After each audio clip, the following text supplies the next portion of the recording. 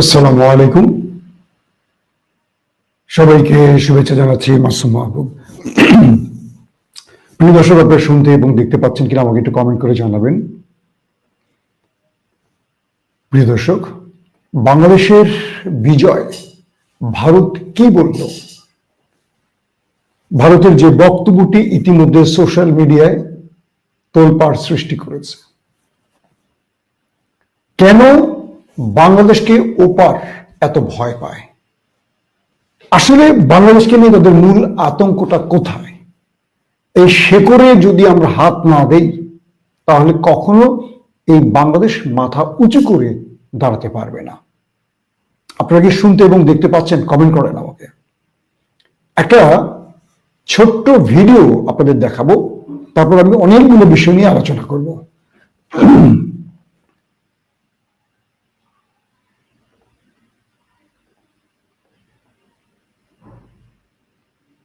যে বাংলাদেশ আমরা সৃষ্টি করেছি তারা আনন্দে পটকা ফাটিয়েছে। সেটা অস্ট্রেলিয়া জেতার জন্য নয়, ভারত হারার জন্য। ওটা যে বাংলাদেশ আমরা সৃষ্টি করেছি সেই বাংলাদেশ আনন্দের ওপার থেকে একজন জঙ্গি নেতা। খেয়াল করবেন, আমি কথাটা আপনাদেরকে আবারও শোনাচ্ছি, পুরোটা আবার শোনেন। খুব সেন্সিটিভ বক্তব্য। সৃষ্টি করেছি তারা আনন্দে পটকা ফাটিয়েছে। সেটা যে বাংলাদেশ আমরা সৃষ্টি করেছি তারা আনন্দে পটকা ফাটিয়েছে। সেটা অস্ট্রেলিয়া জেতার জন্য নয়, ভারত হারার জন্য। ওটা ইসলামিক কান্ট্রি। এই মালগুলোকে আগে চিহ্নিত করে সোশ্যাল মিডিয়াতে চিহ্নিত করে একবারে গোড়া থেকে তুলে ফেলে দেওয়া দরকার। আমাদের দেশের খেয়ে শুনেন ওদের বক্তব্যটা, ওরা নাকি আমাদের খাওয়াচ্ছে পড়াচ্ছে। দেশের বিরোধিতা করে এই ধরনের কথাবার্তা চিহ্নিত করে একবারে গোড়া থেকে তুলে ফেলে দেওয়া দরকার। আমাদের দেশের খেয়ে দেশের বিরোধিতা করে এই ধরনের কথাবার্তা। বুঝতে পারছেন, আমরা নাকি ওদের দেশেরটা খেয়ে পড়ে বেঁচে আছি, তাই আমরা খেলার মাঠে ওদের পরাজয়ে আনন্দ করতে পারবো না, আমরা কোনো কথা বলতে পারবো না, আমরা চুপ করে থাকবো। ওরা যেমন মন খারাপ করেছে আমরা মন খারাপ করে থাকবো। এই যে বিজেপি নেতা কথাটা বললেন, তার নামটা আমি উচ্চারণ করতে চাই না, তাকে নিয়ে আমি অনেক ভিডিও করেছি। তিনি কি বাংলাদেশকে ওদের অঙ্গরাজ্য মনে করছেন?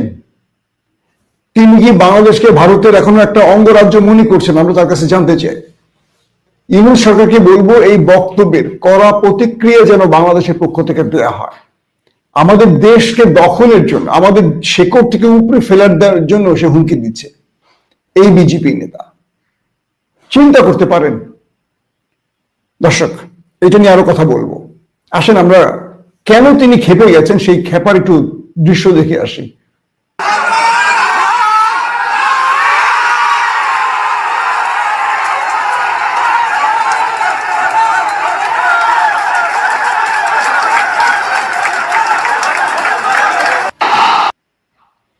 মূলত বাংলাদেশ যখন পরাজিত করলো ভারতকে, তখন পুরো বাংলাদেশের স্টেডিয়াম কেঁপে উঠেছিল একটি স্লোগানে। সেই স্লোগানটা ছিল নারায়ে তাকবীর, আল্লাহু আকবার। এই জায়গাটা হলো বিজেপি নেতার মূল কষ্টের জায়গা, আতঙ্কের জায়গা, হুমকির জায়গা। বুঝতে পেরেছেন? এটা নিয়ে আমি দুর্দান্ত কিছু তথ্য আপনাদের দেবো। তার আগে আসেন খেলার কিছু তথ্য আপনাদের জানাই, তারপরে চলে যাই। ফুটবলে ভারতকে হারিয়েছে বাংলাদেশ প্রায় 22 বছর পর।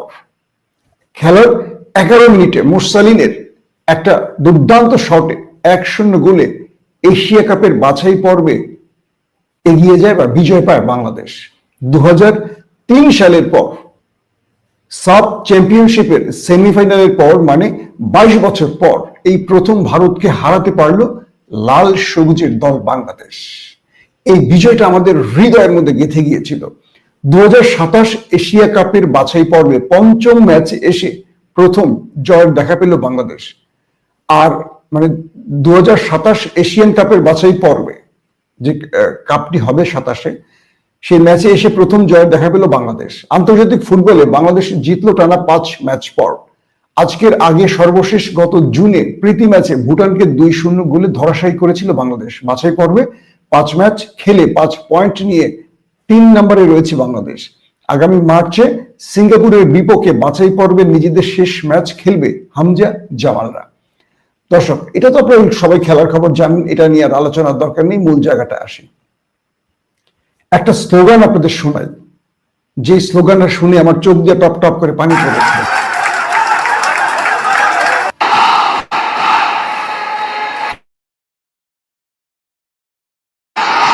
সাউন্ডটা শুনেছেন নিশ্চয়ই। আপনারা কি স্টেডিয়ামের সাউন্ডটা শুনতে পাচ্ছিলেন? নারায়ে তাকবীর, আল্লাহু আকবার। বাংলাদেশকে কি এখন মুসলমান দেশ মনে হচ্ছে? গত 16 বছর বাংলাদেশকে কি মনে হয়েছিল? খেলার মাঠে এইরকম স্লোগান দেওয়া সম্ভব হতো? ভারত পাকিস্তান ম্যাচে কেউ যদি পাকিস্তানের পতাকা নিয়ে যেত, তাকে স্টেডিয়ামে ঢুকতে দেওয়া হতো না, হাত থেকে পতাকা নিয়ে রেখে দেওয়া হতো। কিন্তু কেউ যদি ভারতের পতাকা নিয়ে স্টেডিয়ামে যেত, তাকে সসম্মানে প্রবেশ করতে দেওয়া হতো, তার সাথে ভালো আচরণ করা হতো। যারা ভারতের পতাকা নিয়ে যেত তারা হয় বাংলাদেশি জনগণ ধরেন ভারতকে পছন্দ করে, খেলার মাঠে একটা দলকে পছন্দ করা যেতে পারে, তাই তো?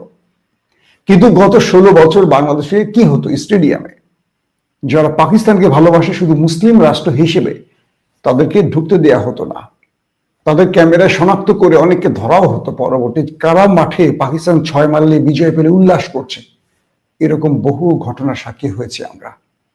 আজকে ঢাকা জাতীয় স্টেডিয়ামের আমাদের যে ফুটবল মাঠ, সেই মাঠ কেঁপেছিল নারায়ে তাকবীর, আল্লাহু আকবার স্লোগান।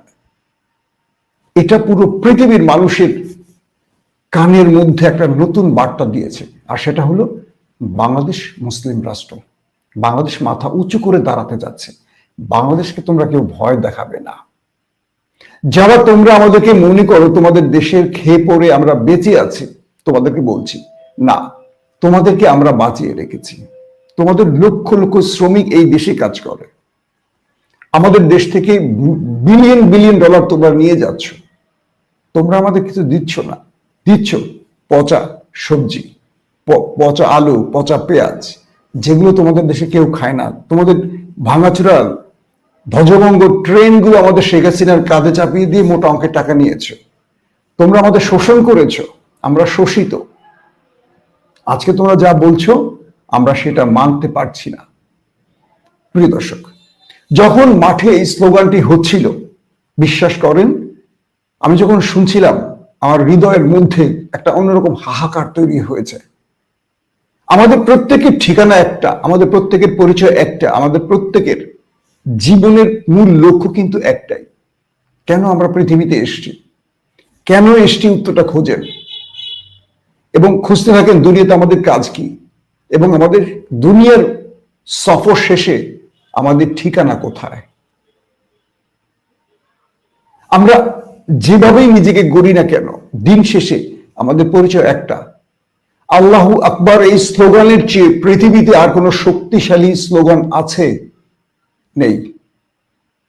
কিন্তু এই স্লোগানটাকে কেউ কেউ ইসলামী স্লোগান মনে করে, জঙ্গি স্লোগান মনে করে, এটাকে কেউ মনে করে কি বলবো, যারা উগ্রপন্থী তাদের স্লোগান। তাদের কাছে জয় বাংলা স্লোগান নাকি পৃথিবীর শ্রেষ্ঠ স্লোগান। আমি চাই জয় বাংলা স্লোগান আর আল্লাহু আকবার স্লোগানের পার্থক্য বুঝতে পারেন আপনারা। দেশ প্রেম মানে জয় বাংলা শব্দের মধ্যে নয়। দেশ প্রেম মানে হলো একটা দেশকে সঠিক পথে এগিয়ে নিয়ে যাওয়া, একটা জাতিকে পথ দেখানো। জয় বাংলা স্লোগান দিয়ে ৭১-এর চেতনা আউড়িয়ে দেশটাকে লুটপাট করে শেষ করে হাজারো মানুষের জীবন কেড়ে নিয়ে যদি দেশপ্রেম হয়, সেই দেশপ্রেমকে আমরা বৃদ্ধাঙ্গুল দেখাই। ঢাকা স্টেডিয়ামে হামজারা যখন যেতে বাংলাদেশ থেকে নারায়ে তাকবীর, আল্লাহু আকবার স্লোগান উঠবে, এই স্লোগান আমাদের খেলোয়াড়দের আরো বেশি উদ্বেলিত করবে, আরো বেশি উৎসাহিত করবে, আরো বেশি সাহসী করবে, আরো বেশি প্রেরণাশীল করবে। পাকিস্তানের মাঠে যখন খেলোয়াড়রা, তখন এরকম স্লোগান আমরা শুনি। আমরা বাংলাদেশের 18 থেকে 20 কোটি মানুষের হৃদয়ে যে শব্দটাকে লালন করি, তার নাম আল্লাহু আকবার। এই স্লোগানের কাছে পৃথিবীর কোন স্লোগান পাত্তা পাবে না। নস্যি এই বিজয় আমাদের কাছে কিরকম লাগে? ভারতের বিরুদ্ধে বাংলাদেশের খেলার মাঠে যে বিজয়, মনে হয় যে আমরা আরেকটা স্বাধীনতা পেয়েছি। এবার বৈষম্য বিরোধীদের যে আন্দোলন, সেই আন্দোলনের প্রধান স্লোগান ছিল দিল্লি না ঢাকা। এখানে এই স্লোগানটাকে শুধু আপনি একটু পরিমাপ করেন, ওজন করতে থাকেন। দিল্লি না ঢাকা, এটার মতো কত বিশাল বড় মেসেজ, হাজারো পৃষ্ঠা লিখে আপনি যে শব্দগুলো লিখতে পারবেন না, এটার মধ্যে সেই মেসেজটা আপনারা পাবেন, দিল্লি না ঢাকা। এবং এই দিল্লি না ঢাকার মধ্যেই নারায়ে তাকবীর আল্লাহু আকবার আছে। কিরকম? আমাদের এই স্লোগানটাই বলে দেয় আমরা একটি মুসলিম রাষ্ট্র, যে রাষ্ট্রটা কি 47-এ প্রতিষ্ঠিত হয়েছিল ভারত থেকে পাকিস্তান আলাদা হয়ে, কেবল সংখ্যাগরিষ্ঠ মুসলিম এবং অন্য ধর্ম হিন্দুদের মধ্যে বিভক্ত হয়ে দুটো রাষ্ট্র জন্ম হয়েছিল। তারপর এই ভারত এই বাংলাদেশকে, মানে পাকিস্তানকে ভেঙে মুসলমানদের দুর্বল করার জন্য বাংলাদেশকে আলাদা করার পরিকল্পনা নিয়ে মাঠে নামে। পাকিস্তানদের শোষণের কারণে আমরাও তাদের বিরুদ্ধে দাঁড়িয়ে যাই, একটি নতুন বাংলাদেশের সৃষ্টি হয় 71-এ। ভারত মনে করেছিল যে হায়দ্রাবাদের মতো, কাশ্মীরের মতো আমাদেরকে তারা দখল করে নেবে, কিন্তু পারেনি। এদেশের রাজনীতিবিদরা ভুল পথে হাঁটলেও এদেশের জনগণ তাদের সঠিক পথ ধরাতে বাধ্য হয়েছে, তারা আবার সঠিক পথে এসছে। এদেশে জিয়াউর রহমানের মতো ব্যক্তিরা এসেছিলেন, এই দেশে বেগম খালেদা জিয়ার মতো নেত্রী পেয়েছিলাম বলেই এদেশ কেউ লুট করতে পারেনি। এদেশের ইসলামী মনোভাবের রাজনৈতিক দলগুলো, এই দেশের তৌহিদি জনতা, তারা কখনো এই রাষ্ট্র বিরোধীদের সোজা ভাবে দাঁড়াতে দেয়নি, যে তোমরা আমাদের দেশ বিক্রি করবে, সেই সুযোগটি তাদেরকে দেয়নি। সবচেয়ে মজার ব্যাপার হলো আজ ভারতের হৃদয়ে আঘাত করছে বাংলাদেশ, তার কারণ বাংলাদেশ এখন সঠিক পথে যাচ্ছে। ওদের ভয় এই নারায়ে তাকবীর আল্লাহু আকবার এই স্লোগান যদি পুরো বাংলাদেশকে প্রকম্পিত করে, আগামী দিনে ওদের খেলা শেষ হয়ে যাবে। ওরা এই দেশটাকে দীর্ঘ কয়েক যুগ ধরে ওদের বামপন্থা, ইসলাম বিদ্বেষ, ধর্ম নিরপেক্ষতার নামে হিন্দুয়ানি কালচার প্রতিষ্ঠায় কাজ করেছিল। আমাদের প্রতিটা সেক্টরে সাংবাদিকতা, সংস্কৃতি অঙ্গ, নাটক, সিনেমা, প্রত্যেকটা ক্ষেত্রে, কবিতা, নৃত্য, সব জায়গায় চলে গেছে ভারতীয় সংস্কৃতি। এবার সেই সংস্কৃতির বিপরীতে আমাদের একটা যুদ্ধ শুরু হবে, আর সেটা হলো সাংস্কৃতিক যুদ্ধ। আর এই যুদ্ধে আপনাকে আমাকে সবাইকে এগিয়ে আসতে হবে।